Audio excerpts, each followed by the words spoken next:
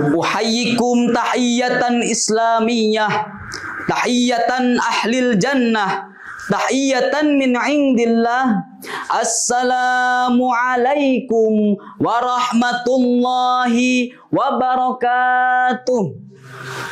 Hamdan wa syukran lillah. Salatan wa salaman ala Rasulillah Muhammad ibn Abdillah wa ala alihi wa sahbihi wa mawalah. Amma ba'du. Hadirin Dewan Juri yang saya hormati dan peserta kompetisi mimbar muda yang saya banggakan. Alhamdulillahi Rabbil Alamin. Puji dan syukur marilah kita panjatkan kepada Allah yang Maha Ghafur. Allah yang telah memberikan kita kesehatan sehingga kita masih bisa mencari ridha Allah, yang insya Allah salah satunya ada dalam acara kompetisi mimbar muda ini. Salawat dan salam marilah kita panjatkan kepada Nabi yang agung, manusia yang paling sempurna, manusia yang menerapkan gaya hidup halal di dalam kehidupannya. Siapakah beliau? Yakni Habibana wa Nabiyana wa Maulana Kanjeng Nabi Muhammad sallallahu alaihi wasallam beserta kepada keluarganya, para sahabatnya, dan mudah-mudahan sampai kepada kita sekalian sebagai umatnya. Amin ya Allah ya Rabbal Alamin. Bank Indonesia, singkatannya BI, bank yang terbaik dan nomor hiji. Saya Nizar dari Al-Musri akan menyampaikan pidato yang berjudul pentingnya gaya hidup halal di era masa kini. Hadirin rahimakumullah. Berdasarkan data yang diambil dari Badan Pusat Statistik bahwa Indonesia adalah negara yang jumlah penduduknya mencapai 284 juta jiwa dan mayoritasnya adalah Islam. Namun yang sangat disayangkan, dari banyaknya jumlah penduduk Indonesia yang Islam, hanya sedikit orang yang menerapkan gaya hidup halal di dalam kehidupannya. Lantas apakah sebabnya dan apakah itu halal? Halal secara terminologi adalah segala objek atau kegiatan yang diizinkan untuk digunakan dalam ajaran Islam. Sedangkan gaya hidup halal adalah gaya hidup yang merujuk kepada kewajiban seorang muslim dalam mengonsumsi dan menggunakan segala sesuatu yang diperbolehkan menurut agama. Seperti firman Allah di dalam Al-Quran surat Al-Baqarah ayat 168.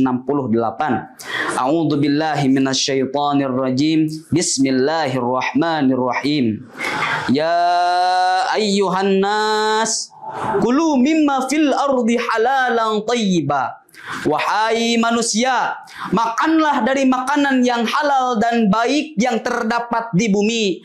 Wala tattabi'u khutuwatis syaitan innahu lakum aduwwum mubin. Dan janganlah kamu mengikuti langkah-langkah setan, sungguh setan itu adalah musuh yang nyata bagimu. Berdasarkan kata halal, halal bukan saja dalam masalah pakaian saja, tetapi dalam masalah kosmetik, dalam masalah ekonomi, status kehalalan juga harus diperhatikan. Karena jikalau kita memegang semua itu tanpa didasari halal yang sesuai dengan ajaran agama dan syar'i, tidak kenal pejabat ataupun menteri, yang namanya manusia pasti hilaf berkali-kali. Akhirnya terjerumus kepada judi, haramnya prostitusi, yang paling parah malah melakukan korupsi. Yang kayak gini nih harus dilaporin kepada Pak Dedi. Pak Dedi, kalau ketahuan barak militer yang jadi sanksi. Innalillahi. Dan Allah menyebutkan, barang siapa orang yang terbiasa menggunakan perkara yang halal, maka Allah akan memberikan fadilah kepada orang tersebut.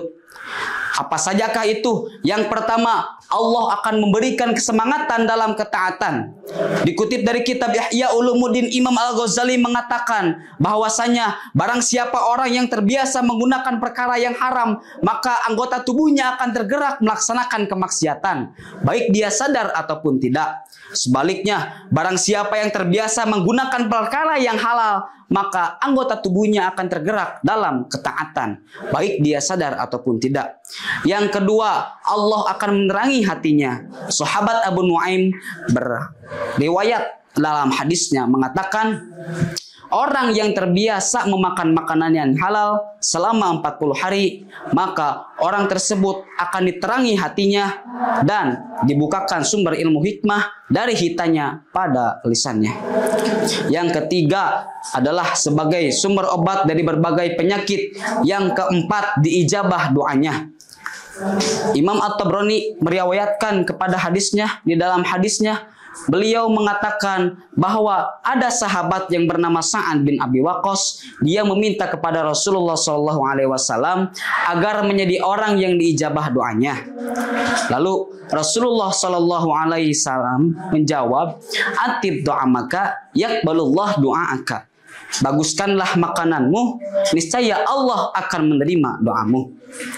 Pergi ke Braga untuk membeli ayam, cita-cita masuk surga, namun mengonsumsi makanan yang haram. Waduh, mimpimu kejauhan, friend. Harusnya langkah apa yang kita lakukan agar supaya kita berada dalam keistiqomahan dalam kehalalan? Yang pertama, kita harus mempunyai niat yang kuat. Yang kedua, perbanyaklah doa dan realitaskan usaha. Yang ketiga, mengingat kematian. Yang keempat, berkumpul dengan orang yang soleh. Di Al-Musri ada Nijar Ali. Saya akan menutup video ini dengan menyanyi. Dengerin ya. Yuk terapkan gaya halal hidup ini sesuai ajaran agama dan syar'i. Gunakanlah akal dan hati, jangan sampai terperdayai. Mending pilih yang halal daripada ribawi. I am Nizar El Hikam. Sorry if there is mistake. Thank you for attention. Ungdur makila wala tangdur mangqala. Wallahul muwafiq ila aqwamit tariq. Wassalamu alaikum warahmatullahi wabarakatuh.